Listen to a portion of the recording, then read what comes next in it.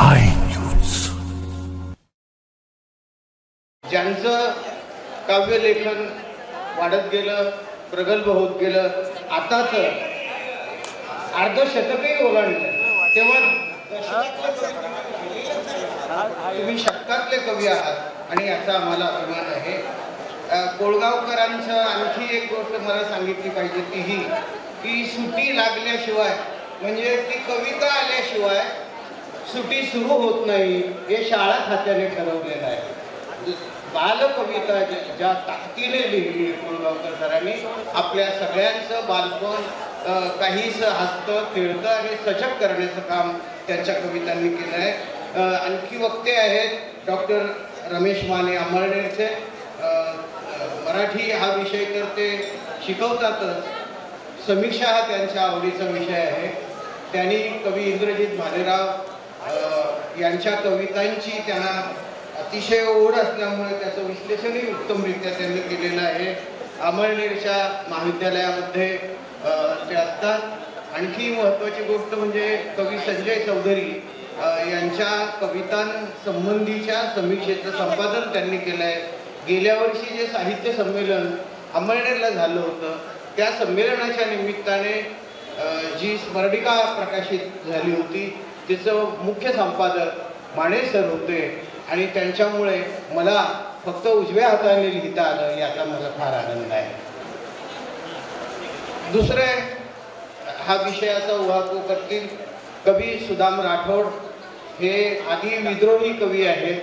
ते असं माध्यम वगैरे जे आहेत या गोष्टींना फार किंमत देत नाही असं म्हणत ही सगळी माध्यमं ताळ्यावर आणण्याचं ते काम करू शकतात.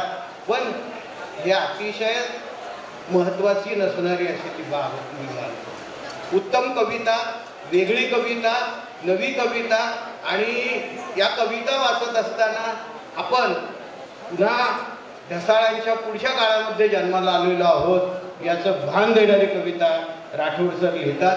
याचाही एक आनंद या ठिकाणी व्यक्त करतो. नवोदत्तरी कवितेचं त्यांचं आकलन आपल्या सगळ्यांच्या समोर येईलच. पण आजचा जो विषय आहे या विषयाची सगळी सूत्र मी या क्षणी कोळगावकर साहेबांकडे सोपवतो आणि थांबतो. या परिसंवादाचं आपण सगळं काही संचालन करावं अशी विनंती करतो. संस्थेच्या वतीने आयोजित करण्यात आलेल्या या मराठी साहित्य संमेलनात सर्व रसिक श्रोत्यांचं मनपूर्वक स्वागत. या ठिकाणी आता परिसंवादाचा कार्यक्रम सुरू होतो. प्राध्यापक एकनाथ पगार यांनी या परिसंवादाची घोषणा केलेली आहे. या परिसंवादात अमळनेरचे प्राध्यापक माझे मित्र रमेश माने आणि प्राध्यापक डॉक्टर सुदाम राठोड हे सहभागी होत आहेत. विषय आहे आजची सामाजिक कविता. आजची कविता सामाजिक भान देते किंवा देत नाही असा विषय मांडायचा आहे. आजची कविता सामाजिक भान देते किंवा देत नाही. कुठली तरी एक बाजू कवीने या ठिकाणी मांडावी अशी अपेक्षा करण्यात आलेली आहे. या विषयावर मी नंतर बोलणारच आहे. पण सुरुवातीला प्राध्यापक डॉक्टर रमेश माने हे आपली भूमिका मांडतील. तर डॉक्टर रमेश माने यांनी आपली भूमिका मांडावी अशी त्यांना विनंती करतो. ज्येष्ठ कवी, मार्गदर्शक कवी उत्तम कोळगावकर आणि माझे सहकारी आजच्या घडीचे महत्त्वाचे कवी डॉक्टर सुदाम राठोड आणि या संमेलनाच्या निमित्ताने आमचे दुसरे मार्गदर्शक doctor Eknath Pagar sir, doctor Dilip Dhondge sir, S K Bapu sir, कवी रावसाहेब पोर, डॉक्टर नरेंद्र खैरनार आणि ज्यांनी आम्हाला अगदी तन्मयतेने इथं बोलवलं ते किरणजी, या सगळ्यांचे मी पुन्हा सुरुवातीलाच आभार मानतो आणि मूळ विषयाकडे येतो. आजच्या परिसंवादाचा अतिशय छान असा विषय तो दिलेला आहे. आजची कविता सामाजिक भान देते किंवा देत नाही. मी देते या बाजूने माझी काही निरीक्षण मांडतोय. खरं तर वेळेची मर्यादा आहे. खूप चांगली कविता लिहिणारी कवी मंडळी आज मराठीमध्ये आहेत.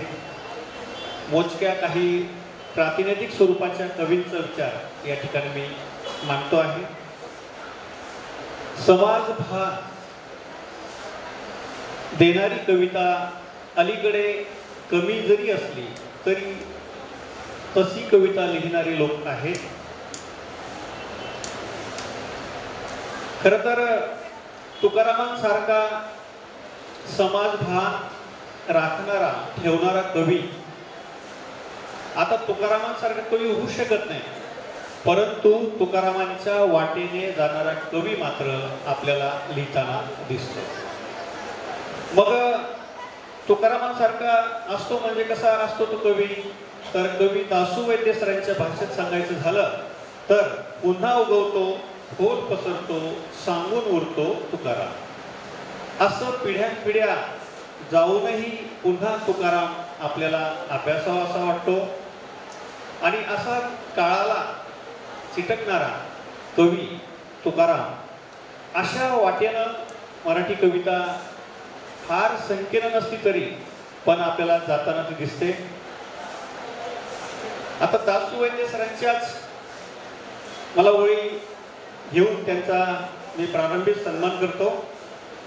दासू वैद्य सरांची कविता ही त्यांनी फार मोजकी लिहिली. तूर्तास आणि तत्पूर्वी या दोन संग्रहातून त्यांची ओळख अतिशय गडदपणे मराठी कवितेच्या प्रांतात त्यांनी उमटवलेली आहे. खरं तर तुर्तास हा इतका गाजला, तुर्तास म्हटलं की दासू वैद्य आणि दासू वैद्य म्हटलं की तुर्तास, असं ते एक समीकरण झालं होतं. त्या संग्रहातली चंद्री गाय ती कडव्याला तोंड लावत नाही अशी भावना आजही सर 15 वर्ष झाले असतील वाचायला तो संग्रह, कदाचित ती कविता अजूनही डोळ्यासमोर येते. तत्पूर्वी नावाचा त्यांचा संग्रह तोही अत्यंत चिंतनशील असा संग्रह आहे. ते लिहितात की कोण पेटवतं वाती, कोण फेकतं बॉम्ब नाही माहीत, मेंदूत मात्र होतात शक्तिशाली स्फोट, थंडगार पडतं शरीर, थरथरत्या हाताने साधं शर्टाचं बटनही लावता येत नाही. तत्पूर्वीमध्ये ही कविता आहे. म्हणजे दासू वैद्य सरांची म्हणजे ही नुसती एक झलक म्हणून मी एक कवितेचं उदाहरण दिलं, पण सरांनी फार कमी कविता लिहिल्या आहेत. खरं तर ही चांगली गोष्ट आहे. फार कमी लिहिणं आणि सकस लिहिणं ही चांगली गोष्ट असते. आपल्या खानदेशातले कवी अशोक कोतवाल आपल्या सगळ्यांना परिचित आहेत. मौनातील पडझड, कुणीच कसे बोलत नाही, नुसताच गलबाला, खांदे सुजलेले दिवस, असे त्यांचे काही काव्यसंग्रह आहेत. भय नाही तुझ्या रडण्याचं, भय नाही तुझ्या रडण्याचं, तुझ्या डोळ्यातून एक ऋतू वाहून जाण्याचं भय वाटतं पोरी मला. सांग पोरी तुझ्या पापण्यांवर कोणत्या नक्षत्रातील हंगामाची पेरणी करू. अशी चिंतनशील कविता, मुलींचं भावविश्व काय असतं ते उलगडून कोतवाल सरांनी दाखवलेलं आहे. त्यांच्या काही ओळी बघा. समाज भान देते की नाही कविता, तर ती देते या बाजूने मी काही मतं मांडतोय. वैद्य सर, आपण ही कविता ऐकलेली आहे. खरंच सांगतो मुलं गृहपाठ करत नाहीत यात माझा दोष नाही. खरंच सांगतो मुलं गृहपाठ करत नाहीत यात माझा दोष नाही. या शतकाचा कोरा कागद त्यांच्या लेखणीला झिरपू देत नाही, त्यांच्या लेखणीला झिरपू देत नाही. मुलं प्रार्थनेवेळी हात जोडत नाहीत यात माझा दोष नाही. त्यांच्या श्रद्धेचे दिवे तेवते ठेवतील असं या देशाचं वर्तमान नाही. मला वाटतं की समाज भान नक्कीच अशोक कोतवालांनी मांडलेला आहे. ते पुढे म्हणतात की माणूस माणूस नाही जोडला साल्यांनी, माणूस माणूस नाही जोडला साल्यांनी, म्हणे जग जोडले इंटरनेटच्या जाळ्याने. अशा कवितेला आपण समाज भान देणारी कविता का म्हणू नये, तर निश्चितच आपल्याला ते म्हणाविषयी वाटते. आजच्या परिसंवादाचे अध्यक्ष आपल्या सगळ्यांचे मार्गदर्शक कवी उत्तम कोळगावकर जंगलझडी, तळपाणी आणि कालांतर अशा 3 काव्यसंग्रहातून गेल्या 50 वर्षापासून ते कविता लिहित आहेत. कालांतराने माणसांची चमक आणि चापल्य मंदावत जातात, चाल संतावत जाते, देहात जीर्णता शिरू लागते, स्वप्नांचे रंग उडत जातात, मन कोमेजू लागते. आता हे मन कोमेजू लागते, हे मन कोमजणं मला असं वाटतं की आजच्या काळाचं जे माणसाची मनाची जी घालमेल आहे अशी घालमेल कालांतर नावाच्या संग्रहामध्ये अलीकडे सरांनी मांडलेला आहे. म्हणून उत्तम कोळगावकर यांची कविता 70 पासून 2025 पर्यंत अव्याहतपणे समाजभान आपल्याला देताना दिसते. नाशिकचे कवी संजय चौधरी त्यांचंही फार उत्तम असं काव्य त्यांनी लिहिलेलं आहे. माझं येवलं हस्ताक्षर, कविताच माझी कबर, आतल्या विस्तवाची कविता. ते बघा काय म्हणतात, मी एक बिन महत्वाचा माणूस, महत्वाचं काही बोलू पाहतो. मी एक बिन महत्वाचा माणूस, महत्वाचं काही बोलू पाहतोय, पण अति महत्वाचे काही लोक काही बिन महत्वाचे बोलत आहेत आणि त्यांचं चुपचाप ऐकण्याची सक्ती केली माझ्यावर. बघा, अभिव्यक्ती स्वातंत्र्याबद्दल आपण खूप बोलतो, पण कवी कसं लिहू शकतो आणि कसं समाधान देऊ शकतो.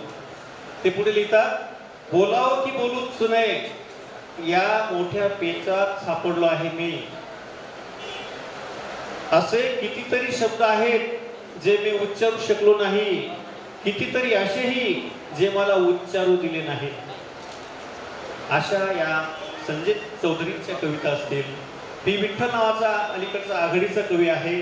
माझ्या वर्तमानाची नोंद 01 मे आणि अलीकडे त्यांचा आलेला आहे मी सार्वत्रिक सत्य. याच्यामध्ये ते लिहितात की सत्य हेच की आपण विस्थापित होत आहोत आपल्याच नात्यातून. मानवी नात्याची जी अलीकडे पडझड होत चाललेली आहे त्या पडझडीच्या संदर्भामध्ये त्यांनी फार मौलिक असं चिंतन मांडलेलं आहे. आपल्या मुंबईकडचे कवी आहेत किरण येले, आघाडीचा कथाकार कवी. त्यांची बाईच्या कविता आणि अलीकडे बाई बाई गोष्ट सांग असं श्री केंद्रीय लेखन त्यांनी आजवर केलेलं आहे. तिथं महिलांची संख्या चांगली आहे, त्यासाठी मी त्या संदर्भातल्या काही ओळी तुम्हाला ऐकवतो किरण येलेंच्या. प्रत्येक बाई वेगळी छातीतनं पाठीत, प्रत्येक बाई वेगळी छातीतनं पाठीत, ब्लाऊज शिवताना आई म्हणायची. सगळ्या बाया नाही शिवतायत एकाच मापात, सगळ्या बाया नाही शिवतायत एकाच मापात, त्यात शिवण जरा उसली तरी शील उसण्याचे भय नवऱ्याकडून वा बघणाऱ्यांकडून. अशी बाईच्या कवितांमधून एक ठणक हा कवी मांडतो.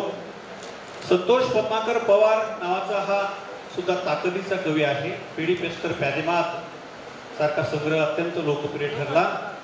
बहादूर थापानी तर कविता या संग्रहातलं आपण जर त्यांची अर्पण पत्रिका पाहिली तर या कवीची भूमिका आपल्याला लेखनाची कळते. बहादूर थापाची अर्पण पत्रिका बघा कशी आहे, आपल्याच लोकांमधून परागंदा व्हावं लागलेल्या प्रत्येकाला, अशी या संग्रहाची अर्पण पत्रिका आहे. सामाजिक कार्यकर्ते आणि प्रसिद्ध लेखक दिवंगत अनिल अवचट सरांनी त्यांच्या कवितेबद्दल असं प्रस्तावित म्हटलेलं आहे की संतोष पवार या तरुण मुलाच्या कविता वाचल्या तेव्हा थक्क झालो. इतकी अस्सल माणसं खूप दिवसात साहित्यातून भेटली नव्हती. या कवितेने मला गदागदा हलवलं. हा अनिल अवचटांचा अभिप्राय. मला असं वाटतं की संतोष पद्माकर पवारांच्या कवितेची सामाजिकतेची काय ताकद आहे ते आपल्याला लक्षात आणून देतो. त्यांची बहादूर थापा आणि इतर कवितामध्ये एक सोन्या बापू नावाची, तशा सगळ्या व्यक्तिरेखा त्याच्यात आलेल्या आहेत. सोन्या बापू नावाची एक फार सुंदर कविता आहे, त्याच्या 2 ओळी शेवटचा ऐकतो. आता एकच प्रश्न बाकी होता माझ्या पुढं, आता एकच प्रश्न बाकी होता माझ्या पुढं, तुला खरंच कुत्र चावलं होतं इथली व्यवस्था. अशा एक एक ओळीतून सुद्धा चिंतन मांडता येतं, समाजभान मांडता येतं, इथलं राजकारण, या सगळ्या गोष्टी कवी मांडू शकतो. या सभागृहामध्ये त्याच तोडीचे कवी रावसाहेब कुवर उपस्थित आहेत. हरवल्या आवाजाची फरियाद नावाचा त्यांचा अत्यंत बहुचर्चित असा ठरलेला अलीकडचा हा संग्रह आहे. गाव जगू देत नाही आणि शहर तगू देत नाही अशा शीर्षकाची त्यांची कविता आहे. त्या या कवितेत म्हणतात, हा ग्लोबल नावाचा कोळी टाकून बसला आहे जाळी, अडकून जिच्यामध्ये फडफडते आहे अख्खी पिढी, जुन्या पिढीच्या तडफडीसह. पृष्ठ क्रमांक 46 वर हा कवी इतकं समाजभान देणारं चिंतन मांडतो. हेमंत दिवटे नावाचा फार चांगला कवी 1990 नंतरच्या वैद्य सरांच्या पिढीतला हा कवी आहे. या रूम मध्ये आलं की लाईफ सुरू होतं, थांबताच येत नाही, पॅरानोया असे त्यांचे संग्रह आहेत. मी फक्त त्यांच्या पॅरानोया या काव्य संग्रहाचं जे मलपृष्ठ आहे अगदी 2च ओळी आहेत, पण त्या फार सुंदर आहेत. ते म्हणतात बघा, मी लिहायला बसलोय आणि घरातले लोक दहशतीत वावरतायत. असं त्यांच्या मलपृष्ठावर आहे. मी लिहायला बसलोय आणि घरातले लोक दहशतीत वावरतायत. अभिव्यक्ती स्वातंत्र्याचा एक उत्तम नमुना हेमंत दिवटेंनी आपल्या त्या कवितेतून तो मांडलेला आहे. अलीकडचं एक महत्वाचं नाव एकनाथ पाटील, ज्यांनी खुंट्यावर टांगलेले दुःख, अरिष्ट काळाचे भयसूचन. अरिष्ट काळाचे भयसूचन या संग्रहाला नुकताच मागच्या आठवड्यात महाराष्ट्र राज्य शासनाचा उत्कृष्ट वाङ्मय पुरस्कार कवी केशवसूत यांच्या नावाने दिलेला आहे. त्यांच्या काही ओळी ऐकवतो आणि आपल्या लक्षात येईल की कवी किती समाजाला भेटतायत, किती सामाजिक भान ठेवतायत आणि किती चिंतन पेरतायत. एकनाथ पाटील लिहितायत, डेंजर झोन नावाची त्यांची कविता आहे. कुणी कुणाला एक साधे पत्र लिहिले तरी कुणीही गुन्हेगार ठरू शकतो या देशात. डेंजर झोन मध्ये उभा आहे देश, मी आणि तुम्ही सुद्धा. तुम्ही बोलायचे नाही धोरणांवर, उपस्थित करायचे नाहीत प्रश्न विकासावर. पाशवी बहुमतासोबत नसाल तर उद्या तुम्ही गुन्हेगारच ठराल. तुमचा ऐकला जाणार नाही आवाज, दाबले जातील पद्धतशीरपणे विरोधाचे सूर. अराजक आता फार असणार नाही दूर, चिरडून टाकले जातील प्रश्न विचारणारे लोक. दहशती दडपशाहीचे गाठले जाईल टोक. तुम्हाला सर्व बाजूने घेरले जाईल आणि लोकांचे जगणेच धोक्यात येईल. असं एक भयसूचन एकनाथ पाटील आपल्या कवितेतून करतात. आपण तृतीयपंथी हा घटक खरं तर पारंपरिक पद्धतीने किंवा पिढ्यानपिढ्यांपासून आपण त्यांना उपेक्षितच ठेवलेला आहे. अलीकडच्या काळामध्ये दिशा पिंकी शेख नावाची फार महत्वाची कवयित्री, तिचा कुरूप नावाचा काव्यसंग्रह आहे. कुरूपच्या मलपृष्ठावर दिशा पिंकी शेखची कविता आहे. ती जरी तुम्ही ऐकली तरी दिशा पिंकी शेखची लेखनामागची भूमिका काय आहे ते आपल्या लक्षात येईल. बघा, कवितेचं शीर्षक आहे आयुष्याच्या वाटेवर. माझ्या वाट्याला आलेल्या काट्यांमुळे प्रवास नाही थांबला, पण काही काटे पायात खुडून गेल्यामुळे तसेच राहून गेले. ज्यांचं आज कुरूप झालंय, वरवर पाहता या कुरूपामुळे जखमा भरल्यात असं जरी वाटत असलं तरी हे कुरूप कधी कधी ठसठसतं. ती ठसठसणारी वेदना म्हणजे माझी कविता. आणि ही ठसठसणारी वेदना जी असते तीच खरी कविता असते. उत्तम कोळगावकर सरांनी लिहिलंय की झाड वाऱ्यावर हलतं, कागदावर हलेल. माणसांना जी गाणी येतात ती म्हणजे पाखरांना जी गाणी येतात ती माणसांना येतील, म्हणून कवितेचं रोपटं लावू नये, तिला खेळू द्यावं रक्तात. असं जरी म्हटलं असलं पण कविता आपला आत्म्याचा हुंकार असते. कारण वैद्य सरांनी एके ठिकाणी असं म्हटलंय की प्रत्येक आईचा मुलगा कवी होऊ शकत नाही. प्रत्येक आईचा मुलगा कवी होऊ शकत नाही, पण प्रत्येक आईसाठी तिचा मुलगा हा कवी असतो, कधी न विसरता येईल अशा पद्धतीचा. अगदीच थोडक्यात मांडणारे सर. समोर बसलेले भुकेले चेहरे मला दिसत आहे, फार वेळ घेणार नाही. या संमेलनाचे अध्यक्ष आदरणीय मला गुरुस्थानी असणारे, गुरुस्थानी पण मित्र स्वरूप डॉक्टर दासू वैद्य सर, या परिसंवादाचे अध्यक्ष उत्तम कोळगावकर सर,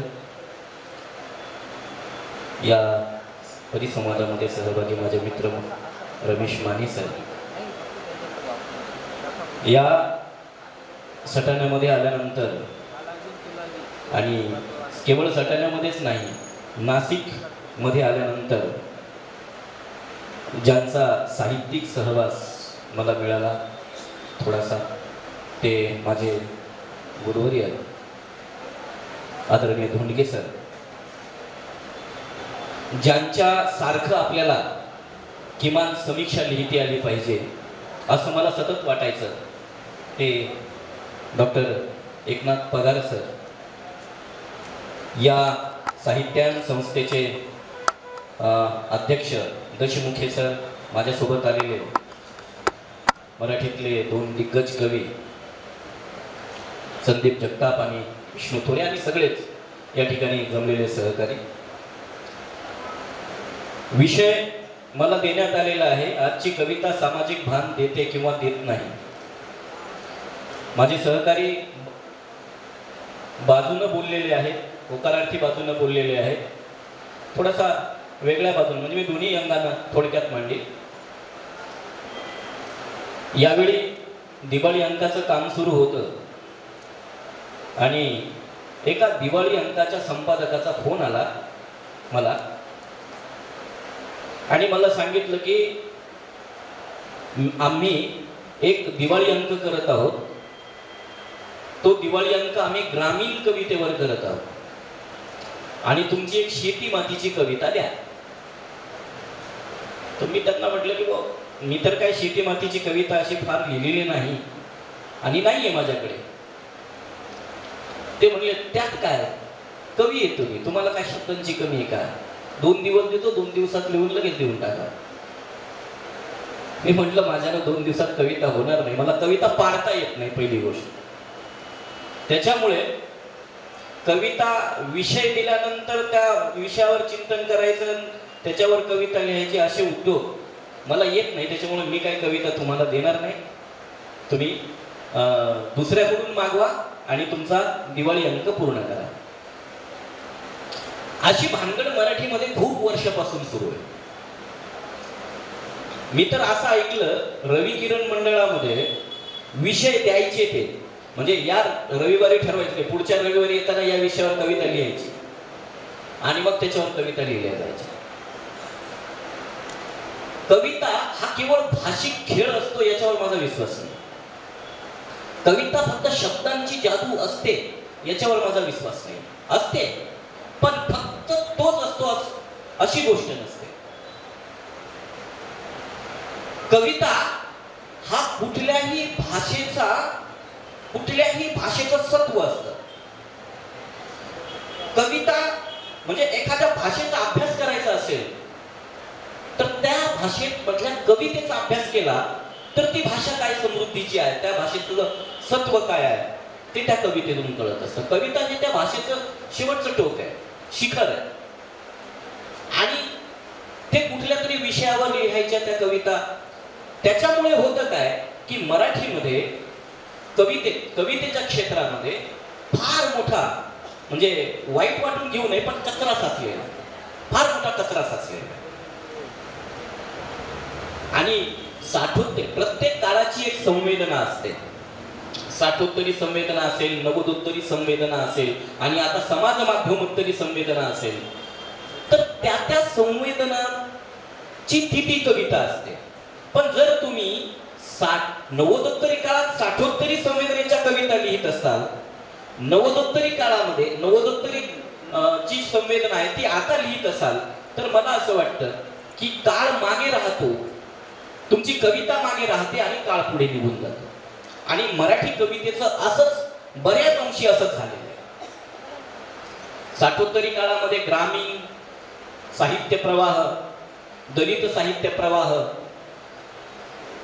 महानगरी स्त्रीवादी साहित्य प्रवाह, असे वेगवेगळे प्रवाह साठोत्तरी काळामध्ये तयार झालेले होते, निर्माण झाले होते. त्या काळाची गरज होती, मागणी होती. नवोदोत्तर काळात काय,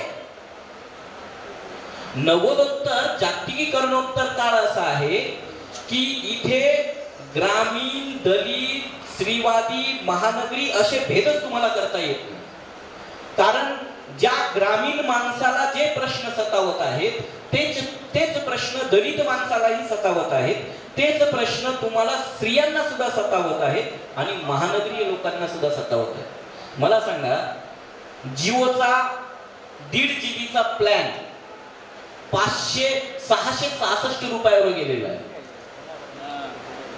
आता मोबाईल प्रत्येकाला गरजेचं झालेलं आहे, त्याच्यात दलित ग्रामीण श्रीवादी फरक करणार आहे का? सगळ्यांनाच फटका येतो. नवोत्तरी काळामध्ये या प्रवाहांची गरज उरलेली नाही, तरीही केवळ आयडेंटिटी क्रायसिसच्या भीतीनं जर या प्रवाहाचं लेखन होत असेल तर मला वाटतं ती कविता काळाच्या मागे पडलेली आहे. आणि आजची कविता, बहुतांशी कविता की जे त्याच संवेदनेमध्ये लिहित आहे, तर ती कविता समकालीन नाही, ती कविता आजची कविता ठरत नाही, ती कालची ठरते. आणि दुसरा महत्वाचा माझा मुद्दा असा आहे की आजची कविता ही म्हणजे कोणती कविता? ती नवोत्तर कविता, कोणती कविता?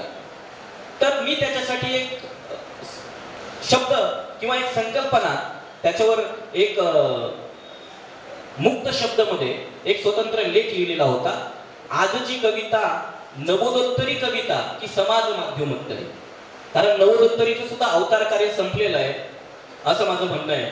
मी त्याच्यामध्ये मांडलेलं आहे, ते सविस्तर मांडलेलं, ते मी इथे मांडत बसणार नाही.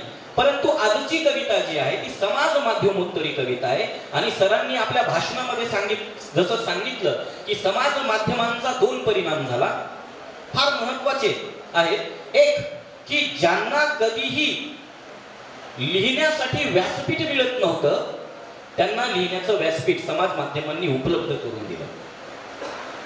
पण त्याचं दुसरी बाजू अशी आहे की समाज माध्यम हातामध्ये आल्यामुळे त्या कवितेवर कुठलेही संस्कार न करता सरळ सरळ ती टाकून दिली जाते, त्याच्यावर कुठल्याही प्रकारचं काम होत नाही. माझं स्वतःच एक उदाहरण सांगतो की मी समाज माध्यमांमधूनच पुढे आलेला कवी आहे. पण मी जेव्हा पहिल्यांदा कविता लिहायला सुरुवात केली तेव्हा माझी कविता ही मी कविता रतीसाठी पाठवली होती. तेव्हा पप्पाजी पुरुषोत्तम पाटील हे त्याचं काम संपादकाचं बघायचे आणि मी विद्यार्थी होतो. माझ्या कवितेचं शीर्षक होतं आभाळ स्कुटीला बांधून फिरणाऱ्या पोरी. ती कविता 4-5 कविता पाठवल्या आणि नंतर त्यांचं 1 महिन्याभरात असेल किंवा 1.5 महिन्यात एक लांबलचक पत्र आलं मला. आणि त्या पत्रामध्ये त्यांनी अशी खतरनाक माझ्या कवितेची चिरफाड केलेली होती की मला भयंकर लागलं ते. अर्थात मी पण लहानच होतो फार, मला ते भयंकर लागलं. आणि मग मी म्हटलं की मी आयुष्यामध्ये कधीच कविता रतीसाठी कविता लिहिणार नाही. आणि एक 4-2 मित्र गोळा केले आणि मी त्यांना असं म्हटलं, जाहीर करून टाकलं की जसं सत्यकथेच्या अंकाची होळी केलेली होती त्या बंडखोर लोकांनी, तसं आपण कविता रतीची आपण होळी करू म्हणून. अर्थात ते पण तयार झाले. नंतर हळूहळू कळायला लागलं की अरे या गोष्टीमध्ये काही नसतं, आपण चांगलं लिहावं. कविता ही कविता असते, आधी कविता असते, नंतर ती दलित असते, नंतर ती भटक्यांची असते, नंतर ती श्रीवादी असते. चांगल्या कवितेचं निकष फक्त चांगली कविता एवढी एकच आहे. सामाजिक भान नावाची गोष्ट जी आहे तर ती सामाजिक भान ही जीवनाला सगळ्या व्यापून उरणारी गोष्ट आहे. आणि म्हणून केवळ सौंदर्याची बाजू नाही, केवळ प्रेमाची बाजू नाही, तर जगण्यामध्ये या सगळ्या गोष्टींचा अंतर्भाव असतो. आणि या सगळ्यांना सामावून घेणारं भान ज्या कवितेतून व्यक्त होतं तर ती कविता आज अल्प संख्येमध्ये का असेना बऱ्यापैकी लिहिली जाते.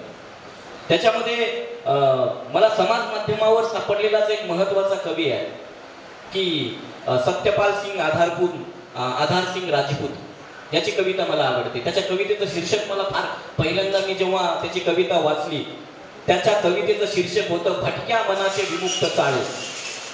दुसरा कवी मला भेटला, त्याचं नाव आहे प्रवीण अक्कानवरू.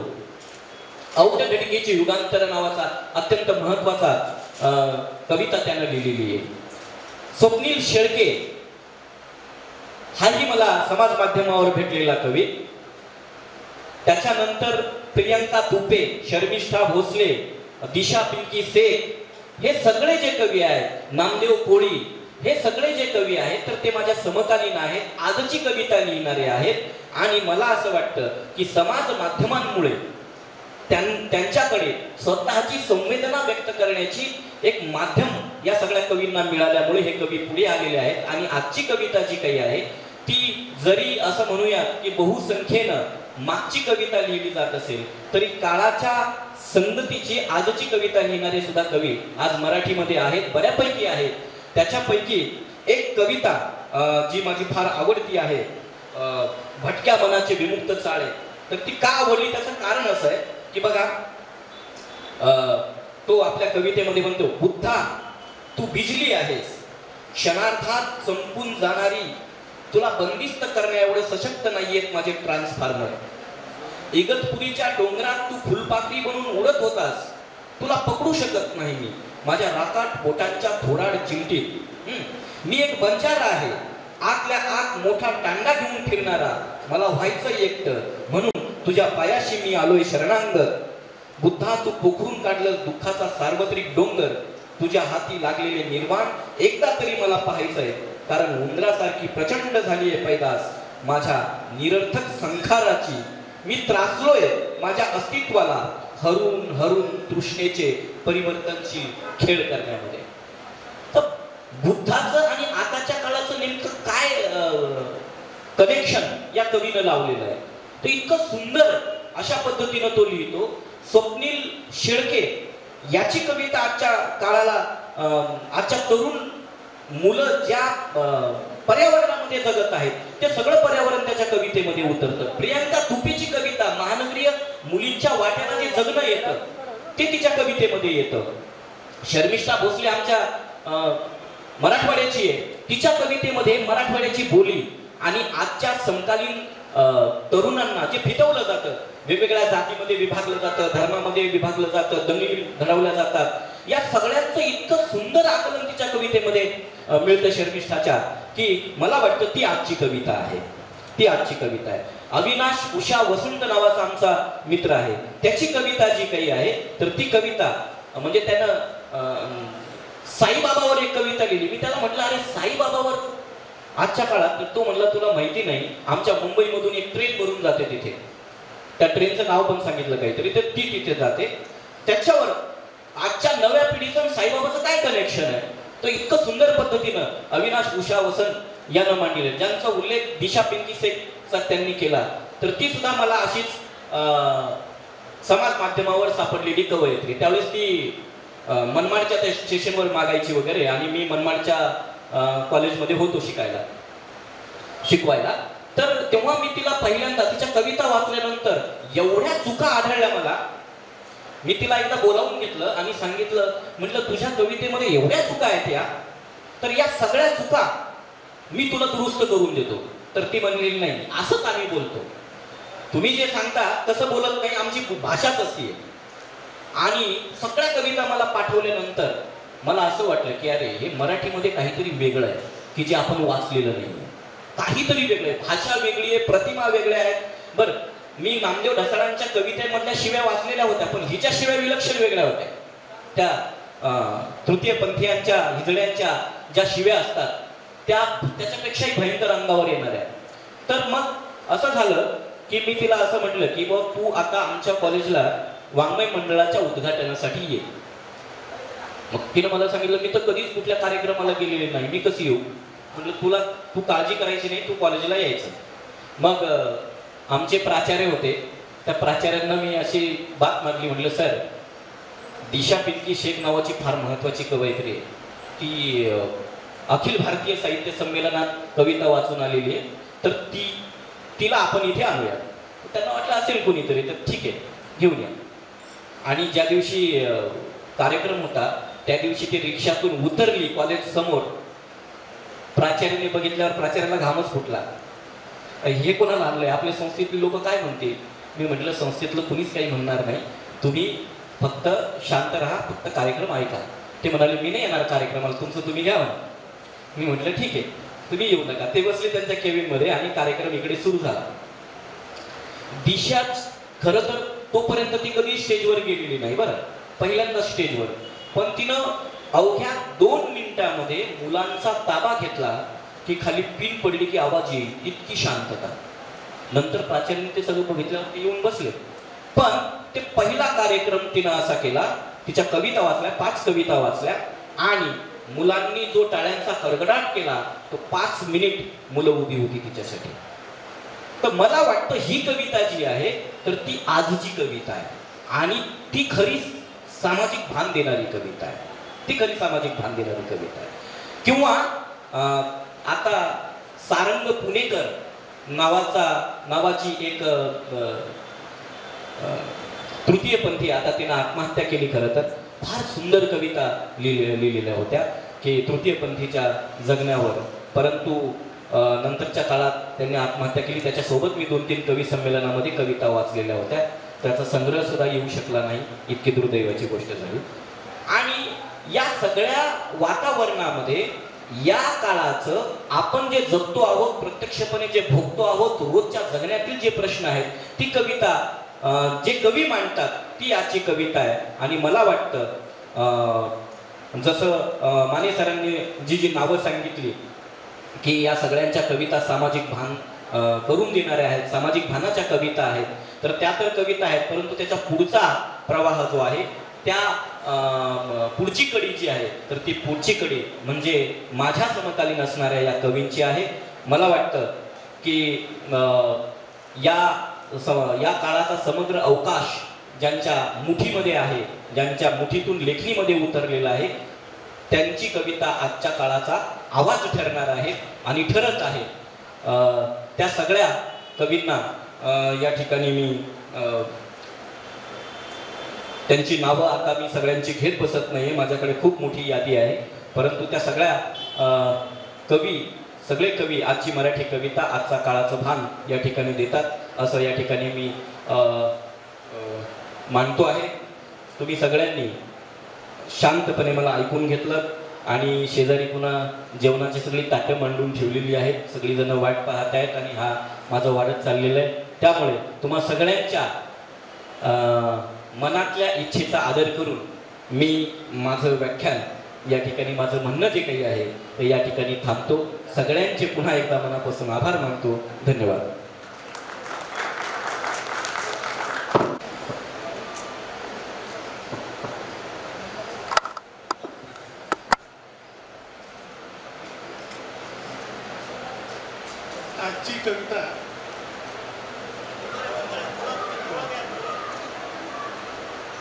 आजची कविता सामाजिक भान देते किंवा देत नाही या विषयावर दोन्ही वक्त्यांनी अतिशय चांगले विचार मांडलेले आहेत. रमेश माने यांनी संपूर्ण आजच्या कवितेचा एक प्रकारे आढावा घेतला आणि उदाहरणंसुद्धा त्यांनी दिली. सुदाम राठोड यांनी ठणठणीतपणे आपले विचार मांडलेले आहेत. त्याच्यामध्ये जी प्रायोगिक कविता आहे त्याच्या अंगाने त्यांनी विशेष विचार केलेला आहे. आपण आजची कविता असं म्हणतो, पण कविता ही कविताच असते, ती कालची असेल आजची असेल. अजूनही आपल्याला जुन्या कविता आठवतात, आवडतात. बालकवींच्या कविता असतील, केशवसूत्रांच्या असतील, कुसुमाग्रजांच्या असतील, ग्रेसच्या असतील. ग्रेसची कविता तर सामाजिक अगदी म्हणजे वेगळी कविता आहे. तर ती कविता सुद्धा आज आपल्याला आवडते. तिच्यामध्ये सामाजिक जाणीवा शोधण्याचा प्रयत्न आपण करायला नको. तर अशा प्रकारे या आजच्या मराठी कवितेची वाटचाल सुरू आहे.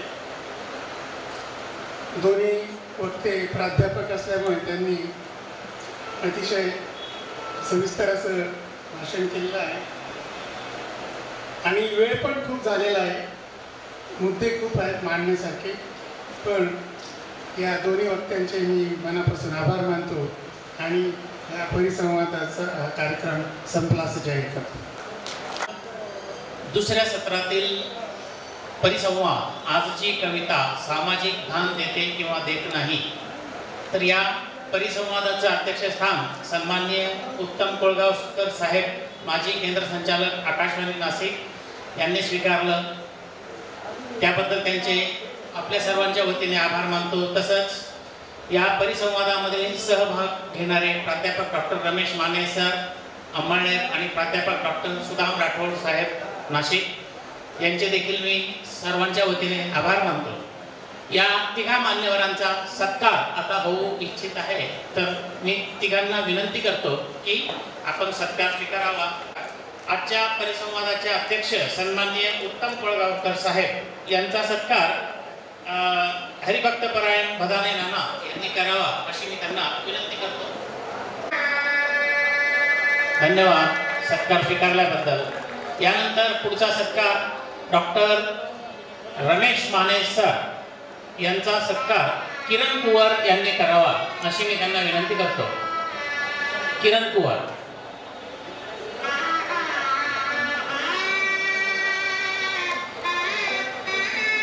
धन्यवाद सत्कार स्वीकारल्याबद्दल. यानंतर पुढचा सत्कार डॉक्टर सुदाम राठोड सरांचा सत्कार प्रशांत वाघ यांनी करावा अशी मी त्यांना विनंती करतो. प्रशांत वाघ सर.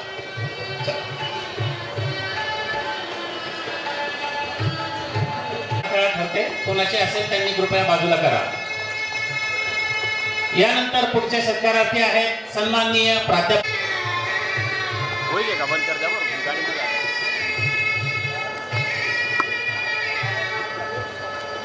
धन्यवाद सर सत्कार स्वीकारल्याबद्दल. यानंतर मंडळी आता आपला भोजनाचा अवकाश होत आहे.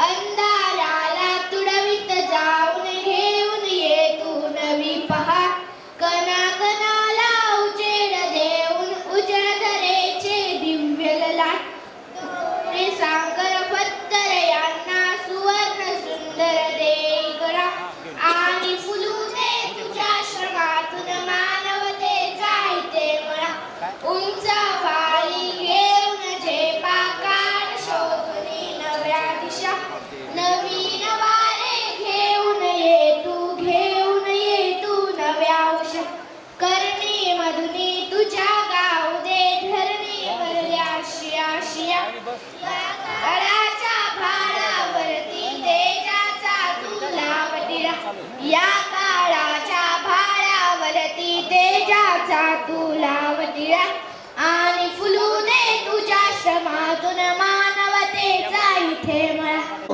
पौंडी गढवाल उत्तराखंडमध्ये झालेला आहे आणि एका छोट्याशा गावात त्यांचा जन्म झालेला आहे आणि पुण्यामध्ये आल्यानंतर त्यांचा हा सगळा विकासाचा प्रवास खरं तर आश्चर्य करण्यासारखा आहे. आणि म्हणून या ठिकाणी मॅडम तुम्हाला खूप सॅल्यूट करावा वाटतो. Beauty of life the diary of cancer survivor हे आत्मकथन म्हणजे अतिशय मोठा वेदनेचा प्रवास आणि आपण तो रेखाटला आणि निदान स्त्रियांना आरोग्यविषयक अवेअरनेस आपण मिळवून दिला. याबद्दल तुमचा साहित्य परिषदेच्या वतीने उत्तम साहित्य पुरस्कार देऊन सत्कार करण्यात येत आहे. आदरणीय आशा नेगी.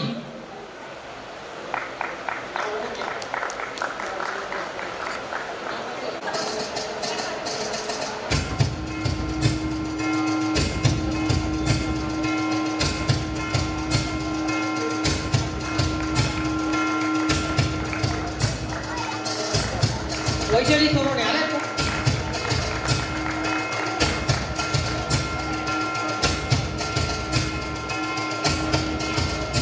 आंबळीचा बंगला या बालसाहित्याला कवयित्री आहे वैशाली सूर्यवंशी. लेखिका बालकथा साहित्य आहे.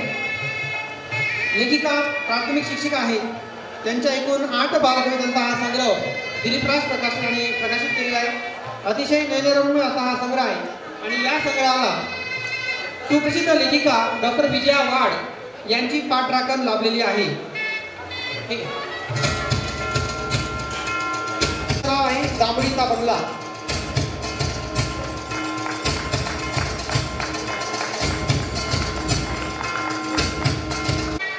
रचना नावाच्या कवयित्री आहेत, त्या अहिल्यानगरमधून आलेल्या आहेत आणि त्यांनी अहल्या नावाची दीर्घ कविता अतिशय सुंदरपणे या मांडलेली आहे. सदर कवयित्री या समीक्षक देखील आहेत, कादंबरीकार म्हणून त्यांचं नाव लौकिक आहे आणि अनुवादक म्हणून त्या प्रसिद्ध आहेत. त्यांच्या एका वाडीची गोष्ट या पहिल्याच पुस्तकाला श्रीना पेंडसे पुरस्कार देखील मिळालेला आहे. रचना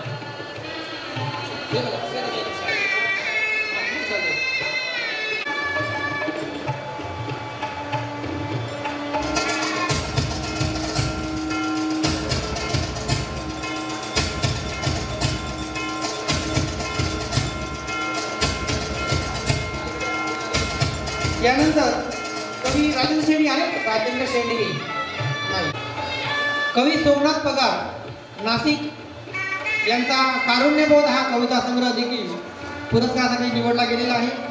हे पुस्तक पायगुण प्रकाशन अमरावती यांनी प्रकाशित केलेलं आहे आणि कोरोना काळातील संकट, मानवी भाव संवेदनावरील आघात, लोकमानसातील आदरलेपण आणि संकटमुक्तीचा ध्यास या सर्वच कवितांमधून प्रकट होताना आपल्याला दिसतो. कोरोना संकट हे मनुष्य निर्मित होते. या काळातील टाळेबंदी, संचारबंदी, एकांतवास, संपर्कबंदी या सर्व गोष्टींमुळे उद्भवणारे भयंकर प्रसंग या कवितांमधून कवी सोमनाथ पगार यांनी अतिशय कारुण्यपूर्ण शब्दात व्यक्त केले आहे. म्हणूनच काव्यसंग्रहाचे नाव आहे कारुण्यबोध. कवी सोमनाथ पगार आपले खूप खूप अभिनंदन. प्रसिद्ध कवी किरण भावसार सर.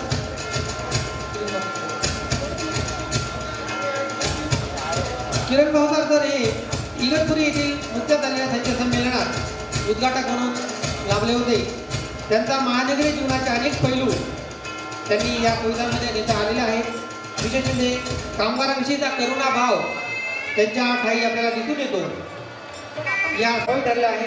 कविवर्य नारायण सुर्वे म्हणतात, कामगार आहे मी तळपती तलवार आहे, सारस्वतांनो थोडा गुन्हा करणार आहे. याच वाटेवर आदरणीय किरणजी भावसार यांची कविता ही कामगार विषयात आपल्याला शोध घेताना दिसते आणि घामाचे संदर्भ या शीर्षकातूनच आपल्याला त्या कवितेचं महत्त्व किंवा त्याचा अंतरंग आपल्याला उलगडत जातो. त्यांचा सत्कार या ठिकाणी होत आहे. आदरणीय एकनाथ पगार सर, दासू वैद्य सर त्यांचा सत्कार करतात. त्यानंतर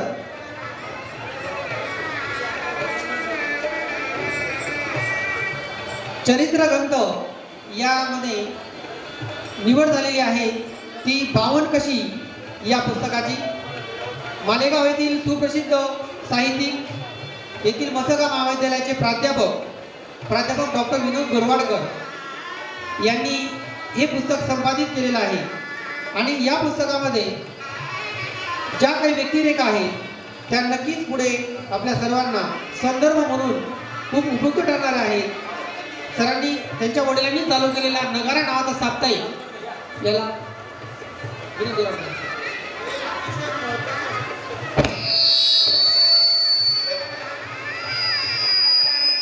गोरवाडकरांनी लिहिलेलं जे पुस्तक आहे ते संपादित नाही, पण लोककलावंत असतील, गायक असतील, विनोदकार असतील, सादर करणारे म्हणजे सादरीकरणाची कला ज्यांच्याकडे आहे अशा लोककलावंतांमध्ये अभिजात संगीताची साधना करणाऱ्या लोकांची 52 कशी नावं, बरोबर 52 व्यक्तिरेखा आणि त्यांच्या घरामध्ये त्यांचे वडील गोरवाडकर जे होते त्यांचा लोककलांचा पोवाडे लावण्या आणि लोककलावंतांशी जो एक फार महत्त्वाचं असं नातं महाराष्ट्राचं आणि मालेगावचं जे त्यांनी टिकून ठेवलं होतं. ही सगळी माणसं जी आहेत म्हणजे त्यांच्याकडे नुसतं कामाला असणारा एक माणूस आहे, अतिशय उत्तम असं व्यक्तिचित्र त्यांनी रेखाटलंय. आपण त्यांचं आता अभिनंदन करूया. संपादित नव्हे, हे लेखक आहेत आणि महत्त्वाचे लेखक आहेत. जरी ते नगारा इथले मालेगावहून वाजवत असले तरी तो सटाण्यापर्यंत पोहोचतो एवढं मी सांगेन. प्राध्यापक डॉक्टर एकनाथ पगार सरांची समीक्षा म्हणजे खूप मोठी पाठवची धाप आहे सर, साधी सोपी नव्हे आणि ते कोणाचे कौतुक करत नाही आणि म्हणून हा फार मोठा सन्मान विनोदजी तुमचा या ठिकाणी होतोय आमच्या या छोट्याशा व्यासपीठावर. आपण खूप मोठे लेखक आहात. आदरणीय मनोजी यांच्या या पुस्तकामध्ये एकूण 52 चरित्र आहेत. म्हणून त्यांनी 52 कशी आणि सोन्याचा कस लावता आपण 52 कशी सोनं तसा आहे.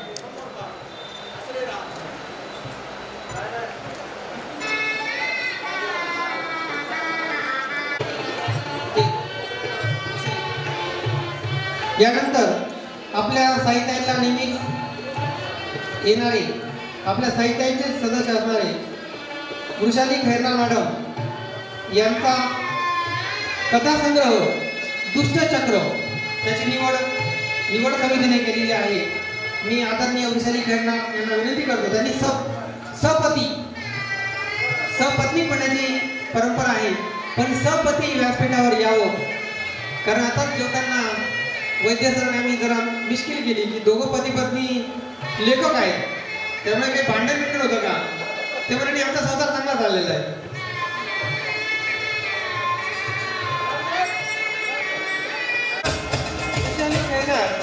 या अंगणवाडी पर्यवेक्षिका आहेत. अनेक वर्षापासूनच्या दडगाव अकराणी नवापूर यासारख्या दुर्गम भागामध्ये काम करत आहेत आणि हा भाग खरं तर आधुनिकतेपासून कोसो दूर आहे.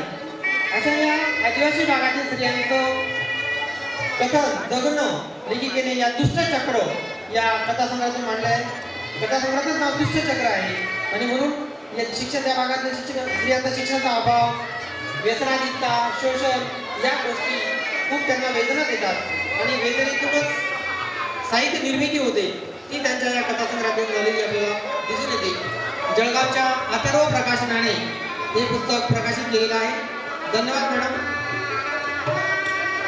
विशाल मोड यांची कादंबरी आहे कीड, अमरावतीचे आहे परंतु त्यांनी इतक्या लांब येणं शक्य नसल्यामुळे आणि सांगायला आनंद वाटतो